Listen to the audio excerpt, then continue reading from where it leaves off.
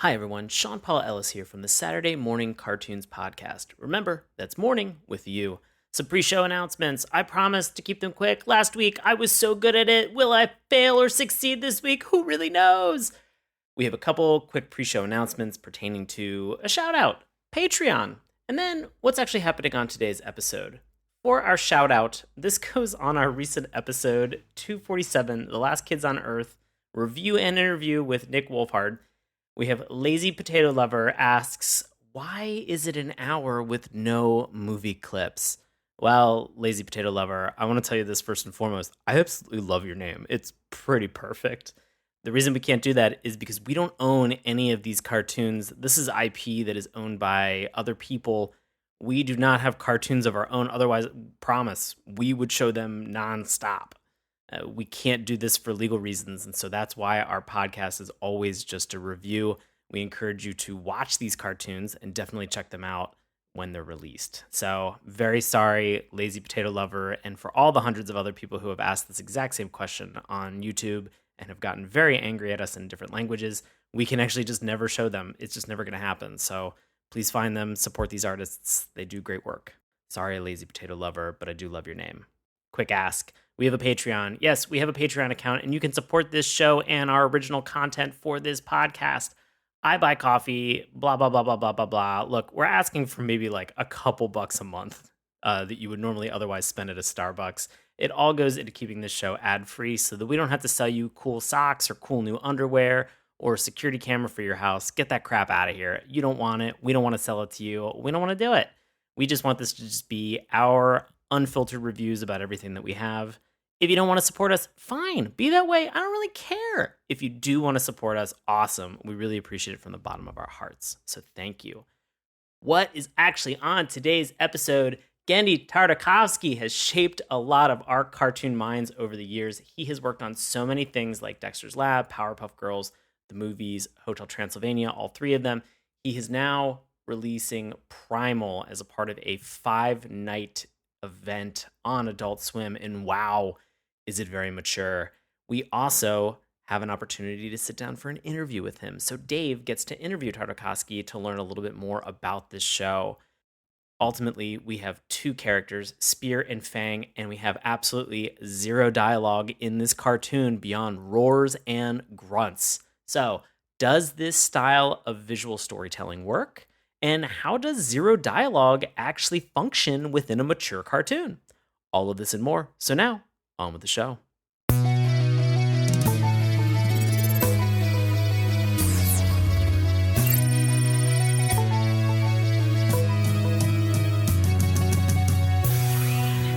Hello and welcome to Saturday Morning Cartoons, the Collider Weekly podcast for all things animation, including news, reviews, and interviews.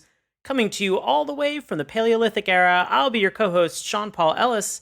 And joining me today, he's got some really, really small arms. Welcome my co-host, Dave Trumbore. Hey, buddy, good to be here. How's it going? I saw you... I had a quip ready to go, but then I couldn't reach my mouse to switch over. So that joke just kind of went extinct. Did you set up a failed joke to then make a dinosaur? Not until I was in the middle of it. Are you sure? I'm proud of myself. I mean, that was pretty good. And we've lost 90% of our listeners. I'm looking at our live metrics. 90% of you just stopped listening. So to the 10% who remained, congratulations. And thank you. The only remaining people are friends of the show that were interested in dad dinosaur jokes. Hey, we're going to have a ton of them for you today. So don't worry about it. Don't even worry about it. Yeah. If dad dinosaur jokes is what you're here for, oh boy, are you not going to like what we're about to talk about. But it's going to play into a lot of those common themes and elements, which is going to be a lot of fun.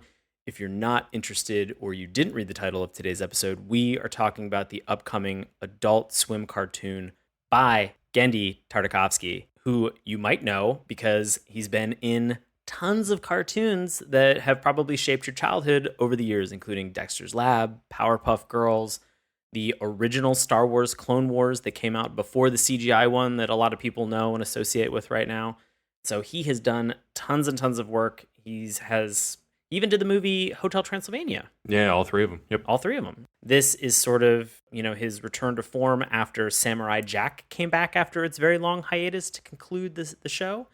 And now we are back with Primal and kicking into this, Dave. Yeah, absolutely. And I love the fact that, we should also probably tease, speaking of Tartakovsky, that I actually got to speak with him for the show. So we have an interview with Tartakovsky and myself that will follow our normal kind of standard structure here on the show of our review with the good, the bad, and the LOL. But before we get to all that, we are actually going to turn this over to longtime listener and friend of the show, Bobby Anthem, to give you a small synopsis of exactly what to expect with Primal. Bobby, So small, Bobby. So small, just like Dave's arms right now. So small. Bobby, take it away. Genndy Tartakovsky's Primal is a new prehistoric animated series that follows a caveman at the dawn of evolution as he forms an unlikely friendship with an almost extinct dinosaur. The stunning and epic series is a painting come to life, relying solely on music and graphic imagery to tell the story of two unlikely allies as they navigate through a treacherous world.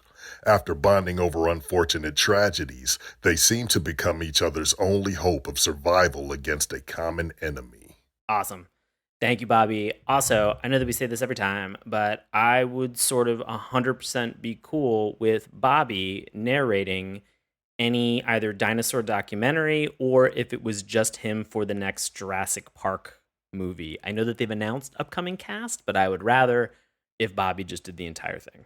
I like that we actually broke that news, but that seems to get lost in the shuffle sometimes. But yeah, we had a screening of Jurassic Park and I believe the short from Colin Trevorrow, and we brought the original cast out onto the stage. And yeah, they announced that they were coming back for the new one, which was pretty cool.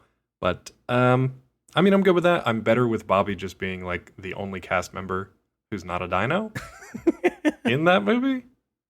I would also I feel like if I made friends with Bobby in the prehistoric era, I feel like we'd get along pretty well and he would keep me alive, which would be good. I don't know if I'd be useful to him at all. I don't know if there are too many prehistoric podcasts. It's my only marketable skill. That's the only thing keeping you from going back into prehistoric times is the fact that there's no podcasts. That's it. Yeah. Right. Otherwise I'd be there. Honestly, great qualification to have right now. Mm-hmm. It is.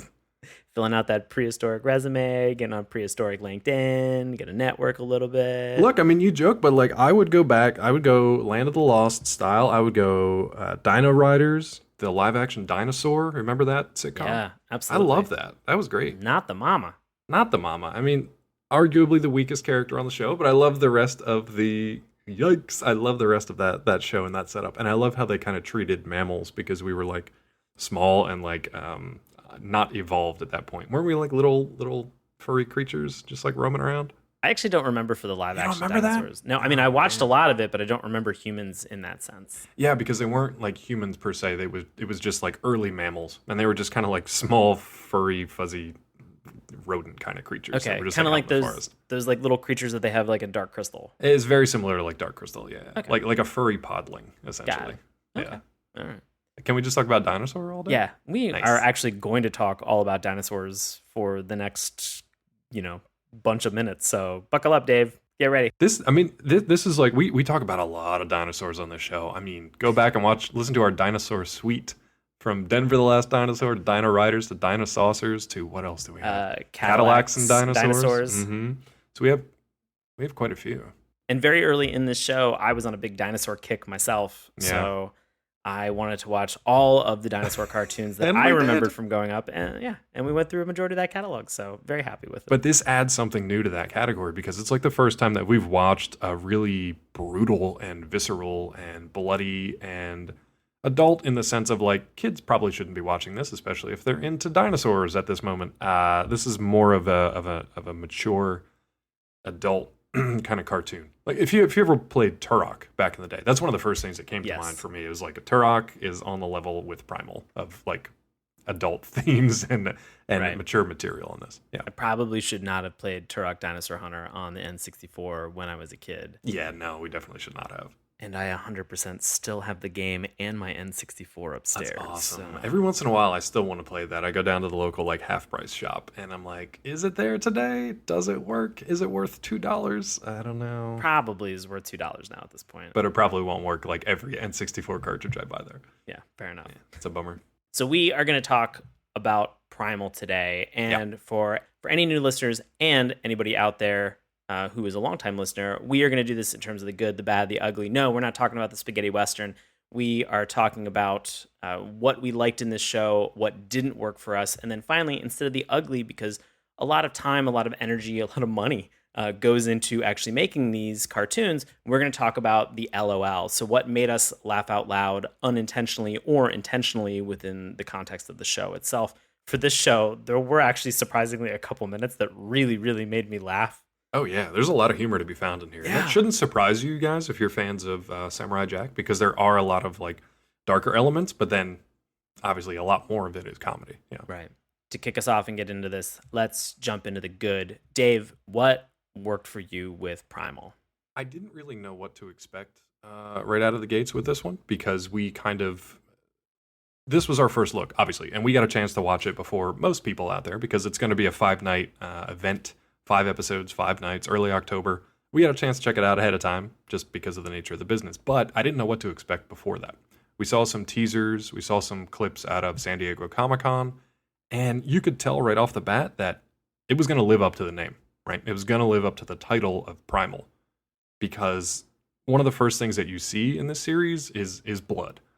And it's not just random, gouts of blood out of nowhere. It's you're introduced to the main character and he's fishing, but then there's blood that actually comes from a fish being impaled on a spear. Now, I know that sounds kind of silly, oh, okay, blood. I mean, I guess that makes a good cartoon. Usually you don't get to see blood in kids' cartoons. Go back to Samurai Jack. The reason that he had to fight robots, aliens, monsters, skeletons, things like that is because you couldn't show blood on TV. That kind of has been if it's a kid's cartoon, you don't get to see blood. That goes back to decades and decades and decades of standards and practices. Yeah. Exactly. You think about G.I. Joe and with the fact that they fought bats, those actual robots that they had during the time that G.I. Joe. That's why they had laser guns that never hit anybody. Exactly. That's why the A-Team never actually killed anybody. They were just knocked out, or they were very sleepy or whatever. So it was it lets you know, if you're a fan of cartoons, it lets you know who this intended audience is for and what kind of ride you're in for. And it really doesn't take long for the violence to tick up, the action to just go to another level, and to really get into what this show is all about. So the fact that it lives up to its name, it's a visceral experience. It's set in a world, a kill or be killed kind of natural world with natural predators and pressures and starvation and extreme cold or extreme heat and all kinds of crazy stuff that. For me, the fact that it lived up to its name was a big selling point. What about you?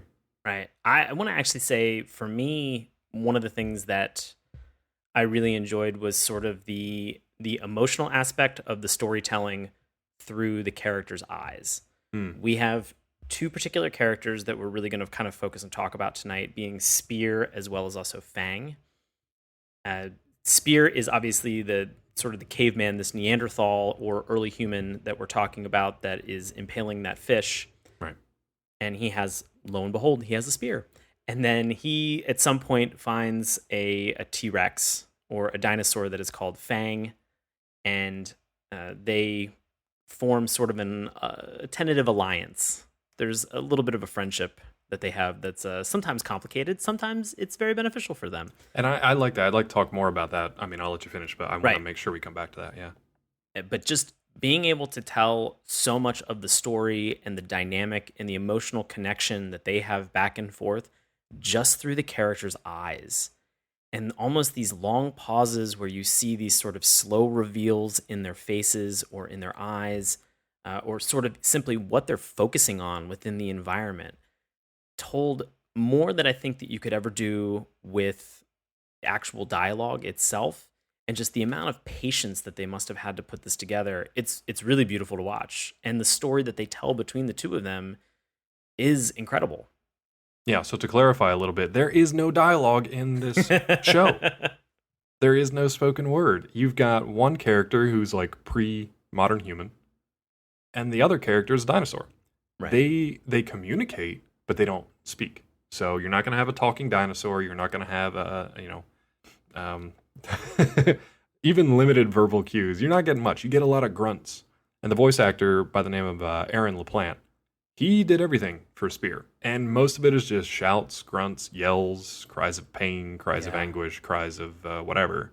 But I mean, to Sean's point, yeah, there's a lot of the visual storytelling there that they really had to focus on with the communication just visually told between those two characters. But there's also a lot of the noises in this world tell you like the severity of a scene, tell you if it's the musical score put together by Tyler Bates, who you should probably know that name, and Joanne Higginbottom, both of whom have worked with Tartakovsky before. They really set the tone for each scene because they had to. Because you couldn't say, in this scene, or on this corner, or whatever. You had to you could have a jungle background, and it could either be really intense and dangerous, or it could be very kind of peaceful and idyllic. But that was all down to the musical cues. Right. So that really did tell a ton of the story. The what do you call it? The sound effects, the noises that they had to come up with, the catalog of like various screeches and animal noises and stuff. You can recognize a lot of them from previous cartoons that have been used before, but I feel like they really had to double down on getting creative with using those cues because you couldn't talk. There was no exposition to carry you from scene to scene. So yeah, that was really well done too. Yeah. Anything else that stood out for you for good stuff? Yeah, I mean, there's a lot. Yeah. I want to say just the sense of danger and paranoia, going along the lines of what you mentioned with Tyler Bates. Just being able to understand that there's a lot of stillness on occasion in this cartoon, and whenever there was either even maybe a second of stillness, I suddenly began to find myself getting really nervous and anxious that something was going to happen. Yeah, because Spear lives in a world where he could be food at any possible moment, and that becomes glaringly apparent within, I'd say, almost the first minute. Pretty much, yeah. Of this show, and to kind of see these interactions and sort of see these threats that are within this prehistoric world. These things are constant. They come out of nowhere, and in some cases, there's almost no audio cue. So without warning, these things can appear, whether it's giant snakes or even just sort of a winged kind of pterodactyl or like a Quetzalcoatl that happens to just sort of, kind of prey upon Spear or other people. And so these things are constant, they're ever present. And even when you think that there's a moment where they have sort of a reprieve, no, I mean, it just, I found myself sort of really getting anxious watching this every once in a while, especially during those moments where it was just kind of quiet, silent, or almost just patient. Those were the moments that I was the most tense. And I think it's kind of twofold because you said paranoia. And it is, in a sense. If it was today, if people were acting like that today, it would be paranoia. But because of the world that this takes place in, it's just a survival technique. It's just like you need to be on alert. You need to be watching. You need to always have your head on a swivel and find out what's around you or what's lurking in the water or what's hiding in the weeds or whatever, because you're about to be a snack if you are not paying attention. So that really drives home the point that the relationship between Spear and Fang is really essential in this story because it's a story of survival. Without getting too spoiler heavy, essentially something happens early on to both Spear and Fang that results in them being on their own. So there are other people in the world. There are other, obviously, creatures and dinosaurs in the world. We're supposed to be meeting those two species kind of at the wane of the dinosaurs on the rise of the humans, even though that doesn't technically work out scientifically or historically, but whatever. We'll let Tartakovsky do what he wants to do. But then you're forced to, these two hunters and hunted are forced to kind of battle together.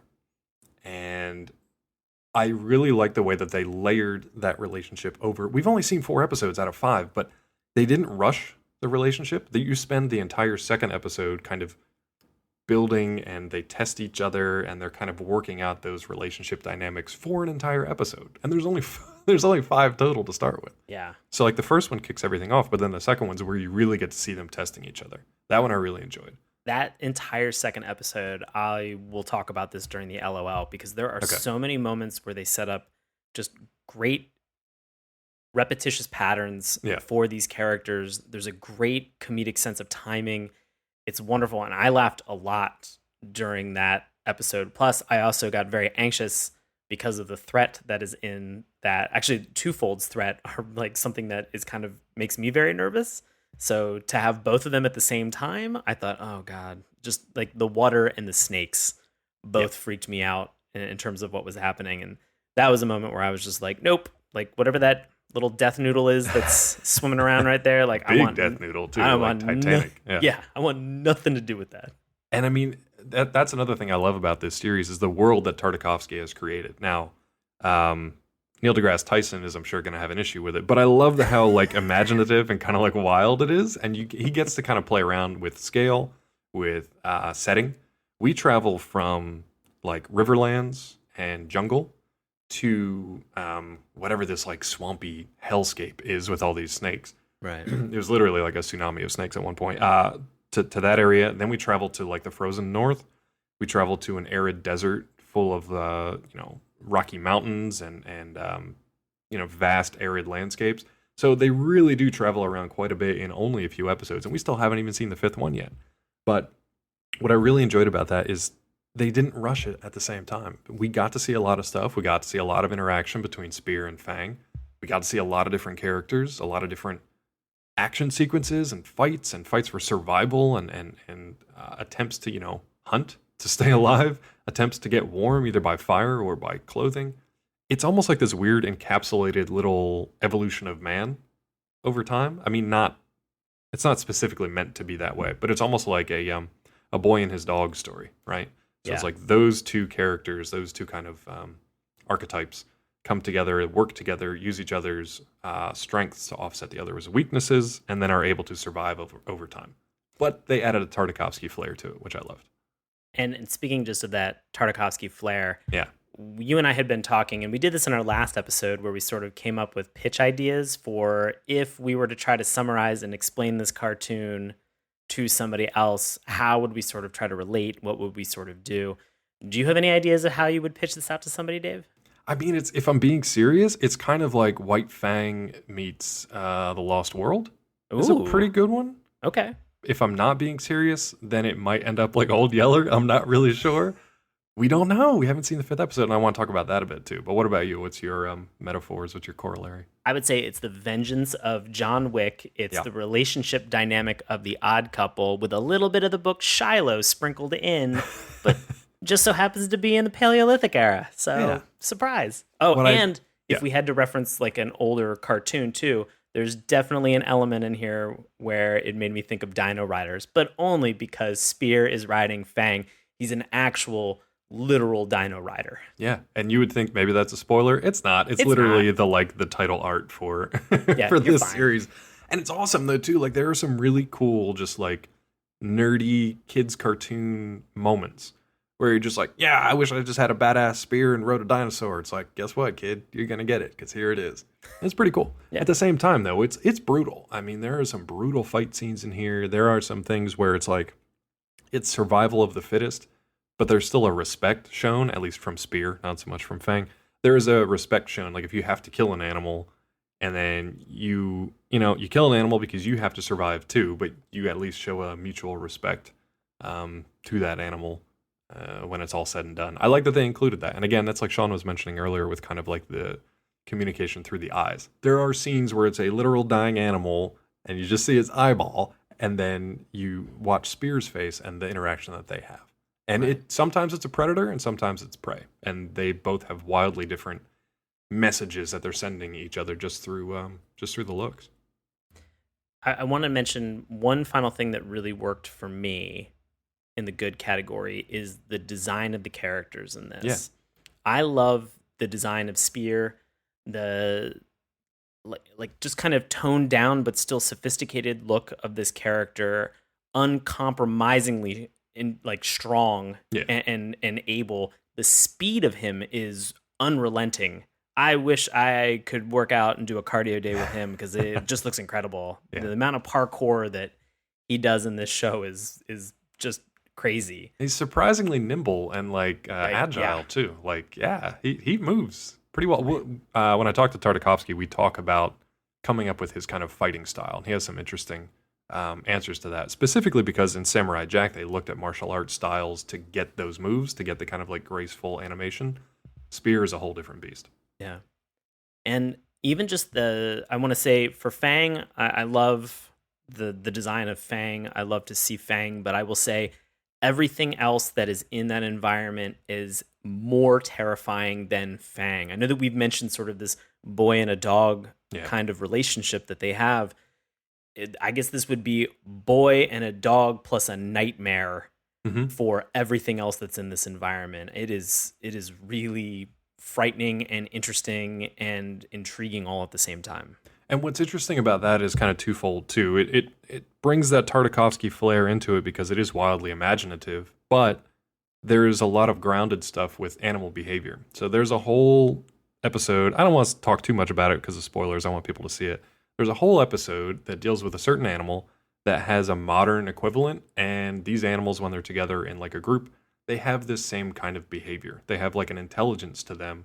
They have a memory to them. They have an emotional range that they can exhibit. And that's been documented in these modern animals. I like that the show took that idea and kind of ran with it in like, what would this look like in the prehistoric past? And how would that look when it dovetails with the survival of Spear and Fang? Yeah. And it's very simple. It's very touching. Yeah. And the moment you see it, it makes you think differently about everything that you saw in that episode up to that point.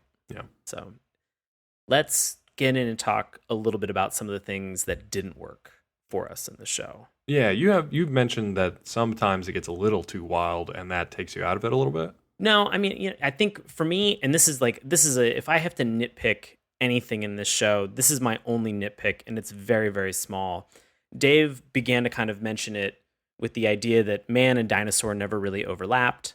And as we've mentioned, this is sort of the Tartakovsky sort of flair of just really creating this wild world environment. There are some things that happen in the fourth episode that were kind of surprising and were very interesting. And so seeing those, and I'm not going to mention them because I don't want to spoil this because Right. I really do want people like Dave to watch this show. It's excellent. It kind of goes in a direction where you're like, okay, I have to suspend disbelief for 2 seconds. Yeah. And you should. You should. It took me maybe like a minute or 2 minutes just to kind of get on board, but once I did, I was fully on board with exactly what was taking place within that episode, and it was great. So that is really my very, very tiny, minuscule thing that didn't work for me. There's a lot of stuff, almost, I want to say 99% of the show was great and really did work for me. That was the one thing that kind of made me step back and just go, okay, how, like, we're very clearly escalating in terms of what's happening here. How are we going to keep this trend going? And as we mentioned, the 5th episode isn't out. It's not available as a presser yet, so we actually don't know. This could very easily ratchet up into something where they're escalating this in terms of the scale and the threats very quickly. It could be very interesting, but for this 4th episode, it took me a second, but I'm still on board with it. And that's really my only knock. Is it's not even a knock on the show. It's just a knock on the fact that we haven't seen it yet. I just want to see the 5th episode because it's hard to give a complete review having only seen 80% of something. So what I've seen so far, I really enjoy. To Sean's point, I love the fact that like you don't know what's going to happen next. There are a couple things that are like a little predictable and stuff, but for the most part, you don't know where each episode is going to swing from one scene or 1 second to the next. And it's not that they just like cut and jump around like wildly. It's just because it's a wild world and there's a lot of stuff in the area, and you can kind of, run with whatever you want to do. You can pick crazy stuff and run with it because it works. It works for the show. The only things that didn't really work for me were some of the moments where they wanted to have like a really dramatic kind of like almost like slow-mo kung fu fight in live action. If you see like Bullet Time or whatever you get, or in like a video game kill shot or whatever. It's like a real slow-mo. It's meant to like pump up the moment and like hype it up and make it really dramatic. There were a couple times in here where I was just like, you need to pace that up a little bit. It doesn't really. Are you talking about some of the moments in episode 2 where there was sort of the lightning in the background as things were happening? That I think was fine. It was more like,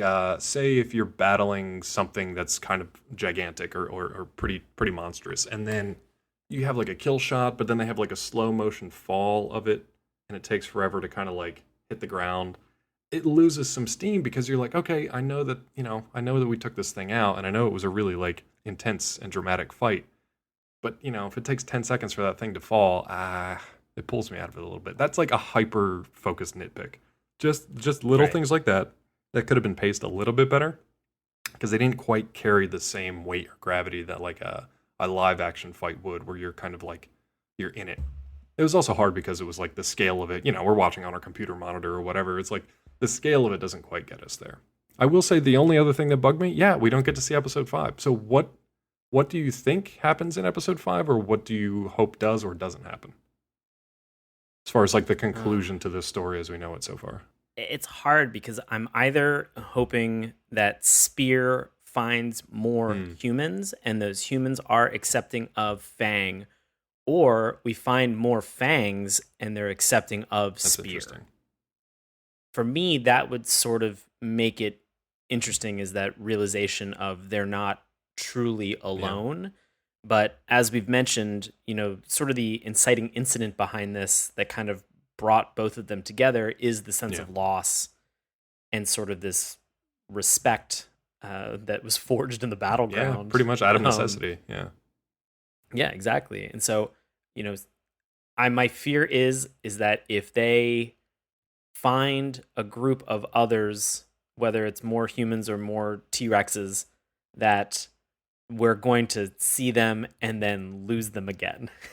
So there were definitely some moments that were hard when you saw Spear lose some people that were very close to him. That was really terrifying. They're pretty early on. Yeah, like very wide-eyed, like seeing people get snatched up. It's brutal. I'll say this though: the only things I'm kind of like excited for and worried about at the same time. Episode 5 could very easily have a Planet of the Apes kind of resolution. And I don't know if I want that to happen or really would rather that it didn't happen. This is obviously supposed to be in like the prehistoric past, but because he's played with time and space before and things like Samurai Jack, he very easily could be like, nope, surprise, suckers. This is like a far-flung future Earth where some things survived and then either evolved or devolved or however you want to say it, turned into these things. I don't know if he's going to do that. I don't think he will, but there's a possibility that it might be. So prepare yourselves for that. We don't know. We're just kind of spitballing. I'd prefer something original, but I don't know how else I'd like to end this first 5 episodes. We also don't know if there's going to be more. I asked Tartakovsky about it, and he says basically they have to see how people like it, if they want to order more or not. So we'll see. We'll see about that one. Let's jump into our final topic of just the LOLs. Yeah. These are the things that intentionally, unintentionally made us laugh out loud. Dave, what did you enjoy? What was an LOL moment for you? I think it's going to be the same as yours, where you mentioned essentially both of our characters are trying not to starve. So as Spear is like using his like finely honed hunting skills, Fang is just snatching them up right in front of him. Spear gets so pissed that it's hilarious. Is that what you were going to say too? Yeah, there's this moment where Spear is trying to capture this food and Fang is just denying him, and they go through this pattern of just Spear getting very close, Fang getting the prey ahead of time. And then in one moment, finally, Spear sees a bug, grabs it, just chomps the head right off of it and eats it. And he's holding this bug like it's almost like a protein bar. Yeah. Because, I mean, for all intents and purposes, it is. Yeah, it was. Like Lion King, slimy yet satisfying. Yeah. Perfect. And so he's eating this, and you just see Fang's snout just kind of come in like a dog at a dinner table, just sort of almost to say like, what you eating? What's that? Can I have some? Can I have some? Mm-hmm. So yeah, that really made me laugh a lot. That whole episode, there was a beautiful contrast just in terms of how frustrated Spear was with Fang, and it sort of became vice versa as well. And so them kind of finally resolving and understanding this sort of mutual respect and sort of how they have to operate as a team, because ultimately survival for them is the biggest concern. And that's the thing, like Fang at any point could just be like, nah, I'm tired of you, and just like snap and literally just kill Spear, or vice versa. I mean, Spear is pretty formidable too. They work really well together in their fighting styles because they complement each other. They do kind of go toe-to-toe a couple times, and neither of them either is able to get the upper hand on the other or wants to deliver that killing blow. So that's kind of interesting. But yeah, I mean, that would be the end of the story if one of them just killed the other one and decided to eat it. But then they'd be dead too. So that's the thing. It's kind of like the enemy of my enemy is my friend kind of thing. That comes into play as well, where it's sort of like we need each other to survive. I don't like it, but it's necessary. The only stuff that literally made me laugh out loud were obviously the jokes that they scatter throughout this series. And go figure, the jokes made me laugh. But they actually work in this because it's all physical humor. So some of it's very silly. There's a scene where there's essentially like a sheer rock face that goes up to a mountain cave. And poor Fang just keeps running at this thing like Naruto trying to run up the tree. Just keeps trying and just keeps failing. And I mean, it's not a rule of 3. It's a rule of like 13 or something at this point because they keep showing it over and over and over again. And it's funny. And it eventually gets to a point where, they run out of jokes and they move on with the story. But I mean, stuff like that they scatter throughout, that felt like Samurai Jack. That felt like Dexter's Lab. That felt like, some of the better jokes and stuff from Hotel Transylvania. That's where Tartakovsky really kind of like shows that he has a comedic touch as well. Because it's based on the old classic, vaudeville, slapstick, classic cartoon stuff. And it still works today because it's still funny. There's a final bit that is in episode 2. We've mentioned these giant snakes that they're fighting, and lo and behold, the episode I believe is called River of Snakes. River of Snakes. They have great episode titles too. Yeah, we're not really spoiling anything here, but there's a moment towards the very end where there is a snake that sort of threatens Fang. Spear jumps in at the very last minute, like impales it, and then just kind of without looking, with sort of a Brock Sampson face of just murder and intent, without looking away in direct focus on Fang, just dumps it onto the fire. And it just, I don't know why, but that moment of him just like, boom, like not even flinching, not even doing anything, just like murderous intent in his eyes. For some reason, that just like, bloop. It's just great comedic timing. It's just these little ticks, little moments, and in animation, you can hone that and you can focus that over time, but that's tough to do to get that timing right. Yeah. 90% of the time in the show it works. Other times it's like I mentioned earlier, the pacing's a little off, but yeah, he knows what he's doing and he's worked with this team before. So they have a shorthand.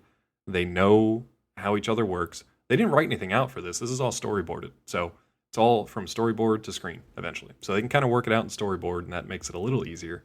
Because it's hard to translate like what Sean just said without the pictures to add it. But yeah, I mean, everything in this just kind of works. Like there's nothing that I wish they would have done differently, or I just want more of it. That's really my only knock. Right. Give me more.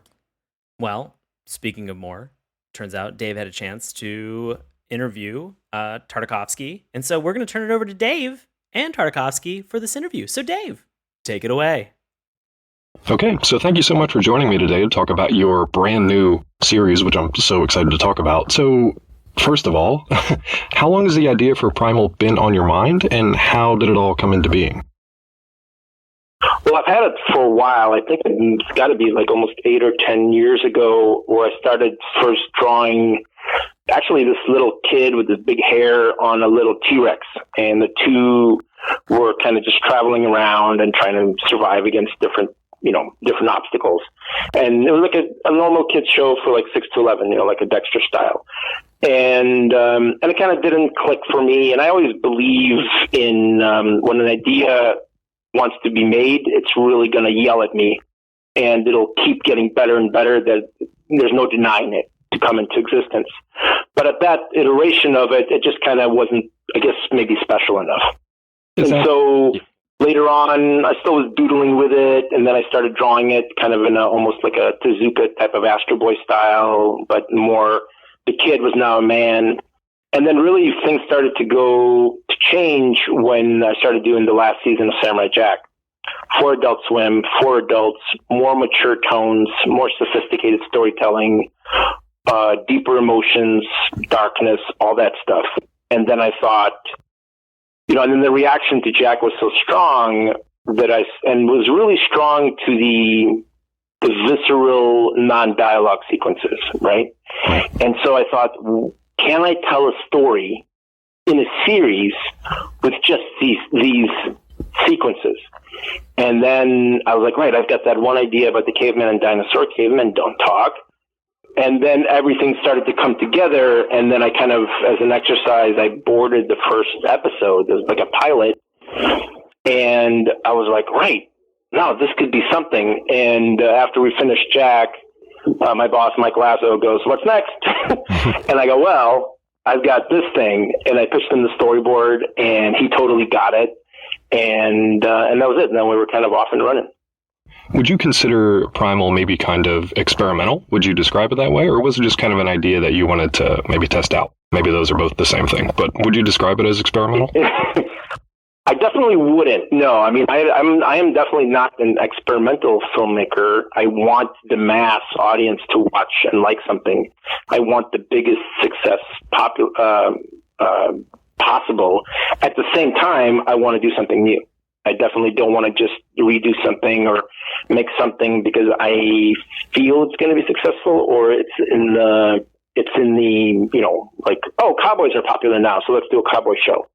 I want it to be sincere, and so experimental, I think, isn't the right word, but definitely pushing ourselves, trying to push the boundaries of storytelling and visuals, and the way we can do something and tell a certain story and surprise people. You know, I think that's kind of more of the driving factor rather than to do something safe and expected.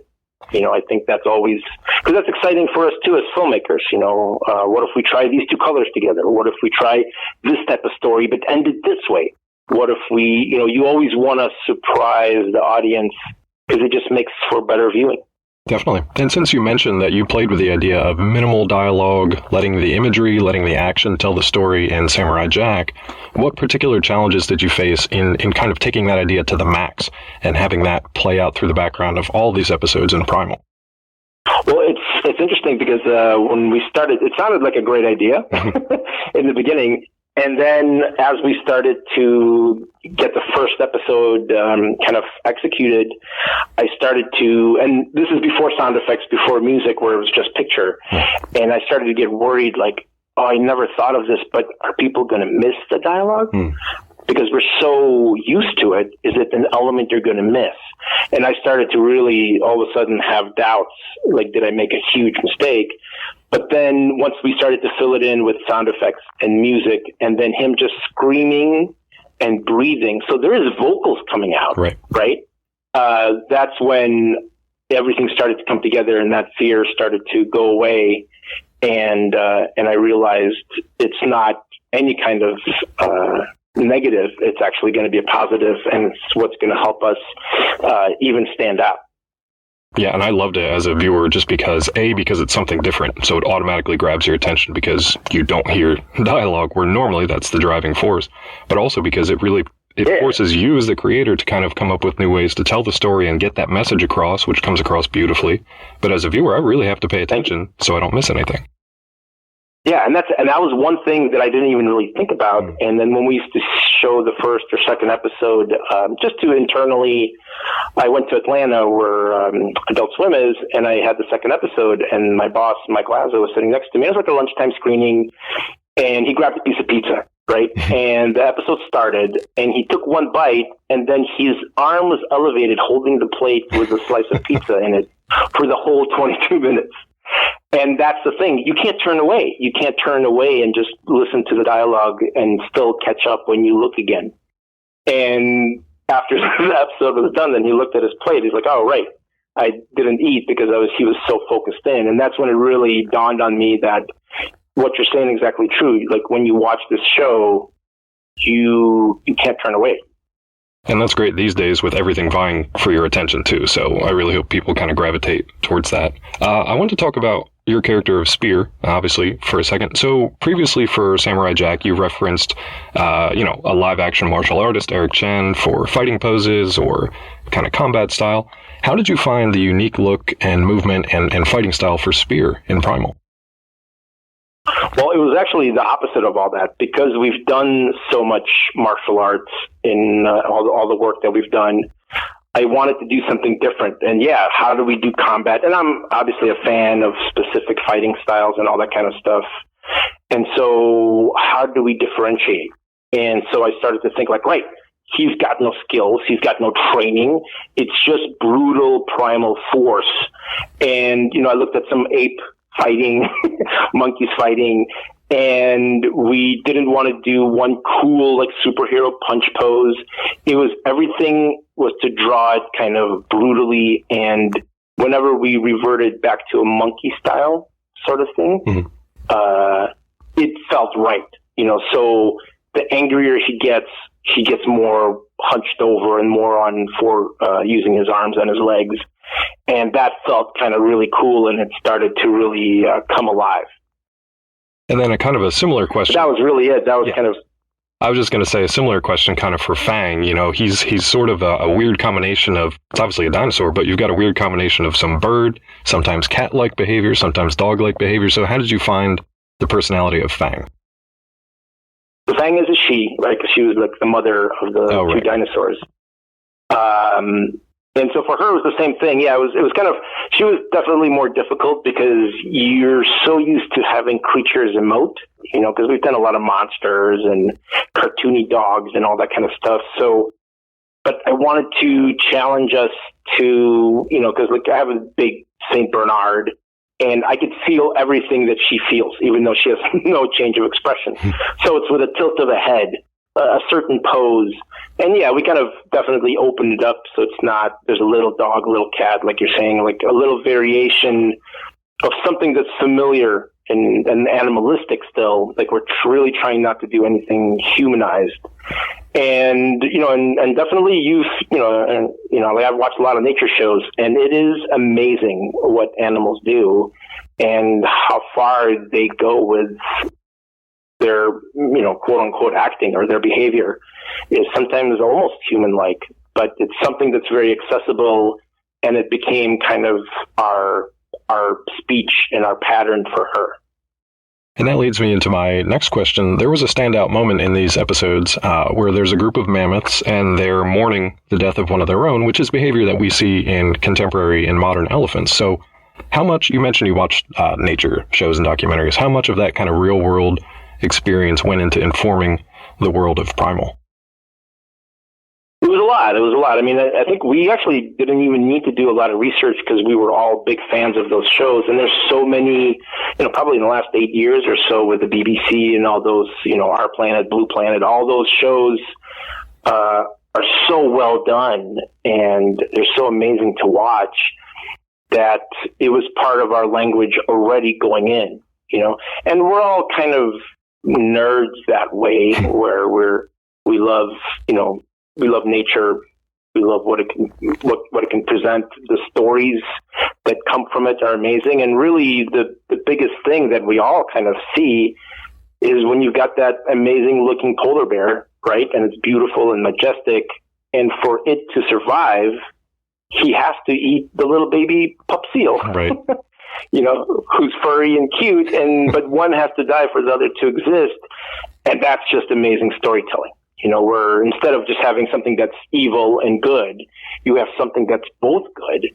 And for that Mastodon episode, especially, it was so fun to do that story because it's more unique. It's stuff that we don't get to do a lot. Usually we have to kind of in a way follow formulas. And you've got a good guy, you got a bad guy, and what happens? And good triumphs over evil.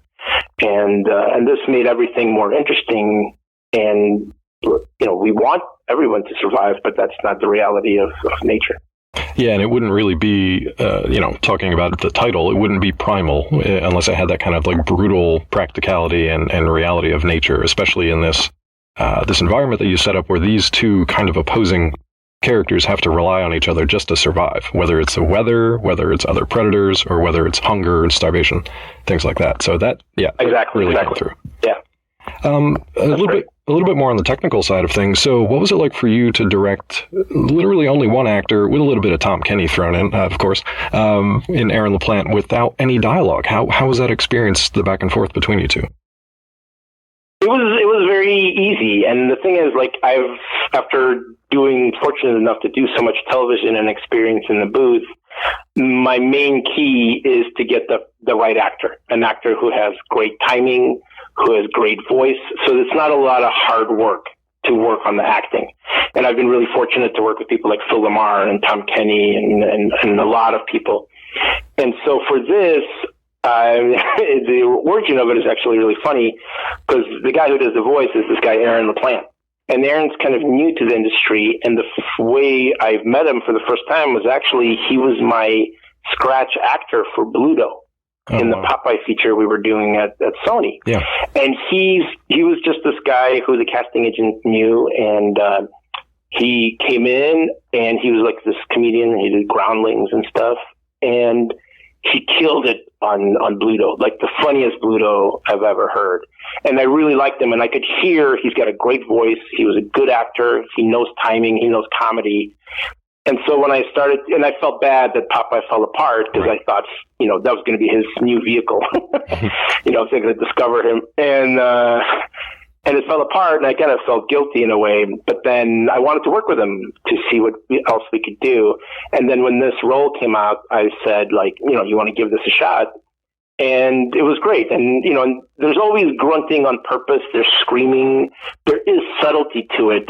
And so, but that part of it is the easiest.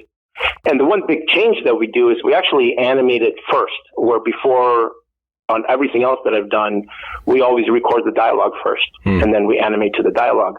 But with this, I wanted always the visuals, the timing of the animation to drive it. And so then Aaron comes in after the show is done, and then he lays in the vocals, ADR, to the picture. And I guess it's a little easier when you don't have to match mouth flaps or have that kind of timing. He can just kind of come in and do his guttural performance and not have to worry too much about matching up. Yeah, exactly. Yeah. It's just more about timing. Exactly. Again, on the technical side, so you've got some of your teammates that you've worked with before, Stephen DeStefano, if I'm saying his name correctly, Scott Wills, Christian Schellewald for the art and the look of this. How did that shorthand that you have among your team members help to kind of ease the production of this series? I mean, it's everything. It's the number one thing you learn. You want to surround yourself with people that are better than you and that are really good at what they do, And as soon as I met Scott for Samurai Jack, back in the, before we started, that was it. I've never seen somebody paint like that and have that kind of color and lighting and control of mood with color and lighting. And so you attach yourself to these people. I saw Stephen DeStefano's work when he did a Dexter comic. I was like, wow, this guy's amazing, and tried to work with him as much as I could. Same thing with Christian. I met Christian through actually Hotel Transylvania 3. And as soon as I saw his drawings, I'm like, oh my God, I got to work with this guy. And it's always been the number one thing that I try to look for. I am a fan of these people, and really sometimes I'll design a story just because I want to see how they're going to interpret it. So it's like if you ask one of your heroes to give you a drawing or something, it's that same feeling that I get. So whenever we do an episode, I can't wait to see what Scott comes up with. And I never go like, oh yeah, I want this type of sky or anything like that. We always talk about mood and tone. And Christian is, he's more newer to our team, and working with Hotel 3, it was just amazing. Like he's one of those guys, he kind of draws in this more illustrative, almost Mobius-y type style. And it's very different for us. And it was great. It was because he brought something very new, and it made Scott paint differently. It made me think about composition differently. And so, that part of it is just amazing. And then kind of a similar question, but this time focusing on sound design and music. So, Joel Valentine's work on this is amazing, to have to kind of fill in with all these crazy creature effects and the background sounds. And in a world that's not super busy or populated, it's very far from like an urban city or anything like that. And then you've also got Tyler Bates and Joanne Higginbottom, doing the composition for the score, which is amazing. So how did you and the sound team find the unique sound for Primal? Well, for Joel, and I've worked with Joel since Dexter. He been with me on every single show except Clone Wars. And Joe's great. He's got an amazing library, and it is like you were saying, that kind of shorthand. When I go up, he knows he knows exactly what I'm talking about, and that makes things a lot easier. Number one. Number two, he's also about the craft. He wants to do things different. He wants to make it sound unique and just not use all the same that we've done in the past. And so for this, we had a big kind of theoretical discussion before we started. And I talked about, like, you want real animal sounds, but at the same time, it is pulpy and it is science fiction. And so you wanted to monstrify it. You wanted to, make it more pulpy somehow, caricature it so it sounds more, whether it's horror or more Godzilla or more fantastical. And that was kind of his challenge. And what's great about Joel is he's totally self-motivated to go outside of what's available just in the States and whatever. And he found these crazy elephant libraries that this guy, went to India and recorded elephants for months. And he found these, like, I think some vocal library from the 70s in Germany of these people doing monster sounds. And so it makes it all very unique. And that's the thing, just as much time as we spend with trying to make the visuals look specific, everybody's got to follow up, and music was the same thing. Music was a gigantic challenge, and probably, I think, not, I wouldn't say struggle is the word, but finding its voice, especially when you're starting on a new show.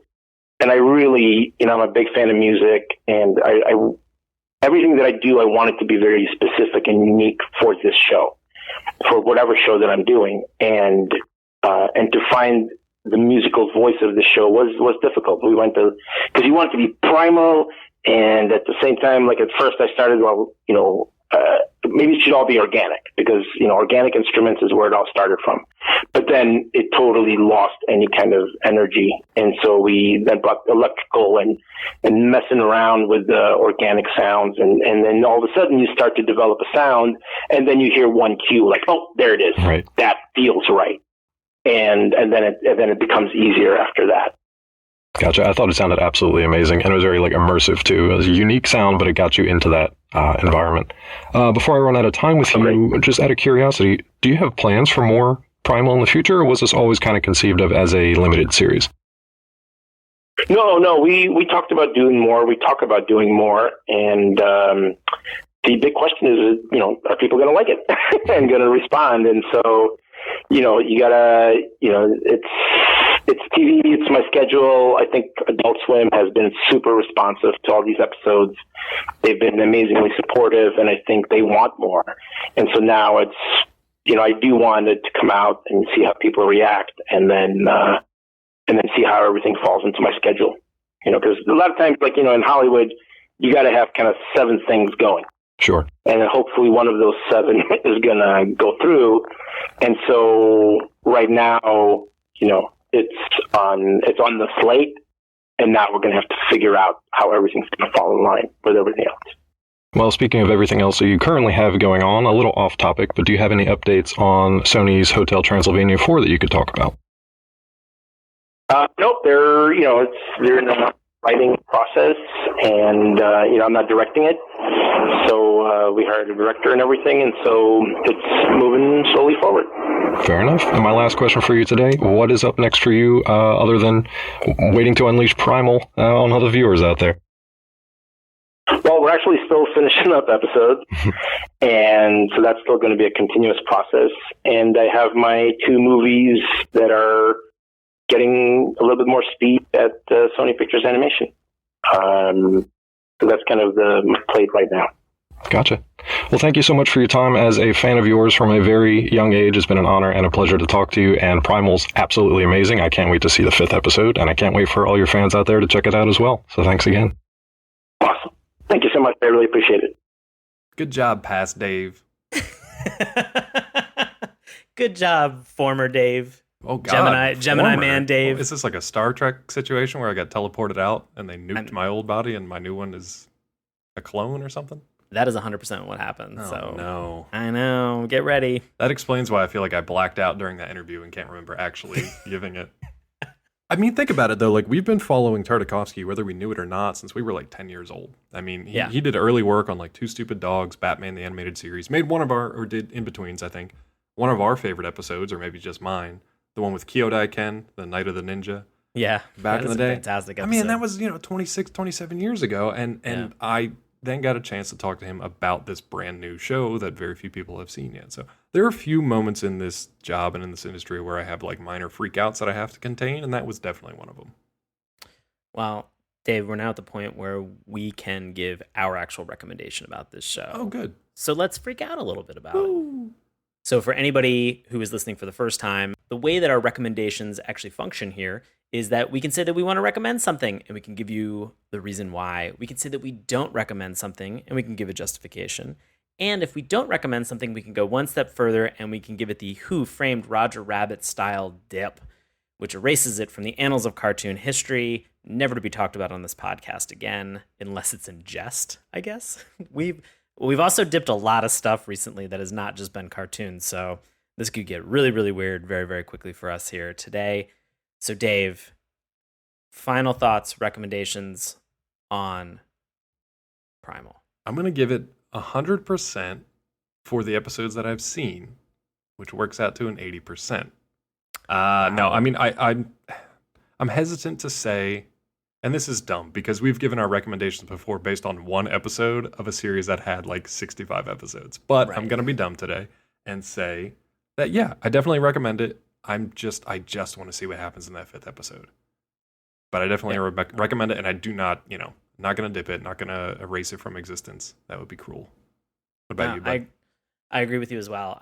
This is a definite recommend. Yeah. This was a lot of fun to watch. And out of the hour and 20 minutes that we've watched so far, I agree with Dave. I just want to see that final 22 minutes of this just to kind of round out this 5-part, arc that they have that's going here and just sort of see if this is going to open it up to more. Who knows? There could be a very fatal ending to these 5 episodes. It could be Old Yeller style. It could be like that level. I don't know what's going to happen. Oh, by the way, this is not like Land Before Time if you've made it this far into our talk and think like, me and the kids should watch this together. No, this isn't like Littlefoot and his pals. Like, make sure they're able to watch adult stuff first. It's Littlefoot and pals if Dimitri tried to eat people. Or it's the Land Before Time if the first episode or first movie ended with Scarface. Was that his name? Scartooth? Sharptooth. Sharptooth. Scarface to Sharptooth. Perfect. Scarface the gangster dinosaur. Oh boy. If it ended with Sharptooth just eating all of the kid dinosaurs and they never made the next 18 Land Before Times. Yeah, that's what Primal would be like. That could have been good and it also could have been bad. So that's a 50-50 for me. The good news is we'll still get Scarface the dinosaur in the future. Just as like a dinosaur mobster. Yeah, just like with a top hat for some reason. Al Caponesaurus. I love it. Awful. Yep. So that is 2 for 2 definite recommendations for Primal. Absolutely, definitely go check this out. For the 5 nights that this is going to be airing on Adult Swim, please go check this out. We really hope that they make more episodes of this. Plus, we really want to see the 5th and final episode of this series as well. We'll watch it live with you guys, probably. Yeah, exactly. That'll be very exciting. So that is it for Primal. So thank you so much for listening. And we also want to give a big shout out and a thank you to our friend Bobby Anthem. You heard him on this week's episode. You can also hear him on his paranormal podcast, Inhuman Experience, with his co-host Bobby Blades. You can find them on Twitter at IEXP_podcast. And Bobby has also started a solo show called In Search of My Lost Soul. It's available along with the Inhuman Experience podcast anywhere that you listen to podcasts. I definitely recommend going and checking out In Search of My Lost Soul. It's really wonderful. Dave, what do you got going on? Oh, same old stuff. You can find me over at collider.com. You can check me out on Twitter at DrClawMD. And if you're a book-reading sort of caveman or woman, you can check out The Science of Breaking Bad, available from MIT Press anywhere books are sold. How about you, bud?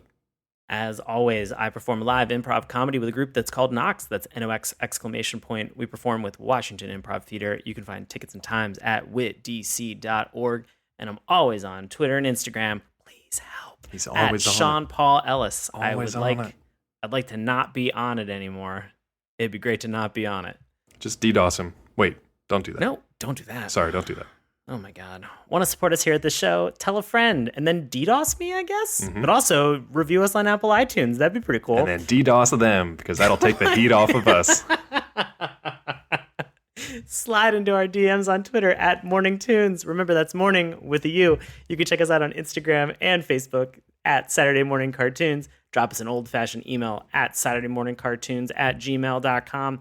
You can find all of these links, everything that we've mentioned in this week's episode, in the link tree, which is in the bio for all of our social media sites. And as always, you can find us on YouTube, Apple Podcasts, iTunes, Stitcher, Google Play, Spotify, wherever fine podcasts are sold.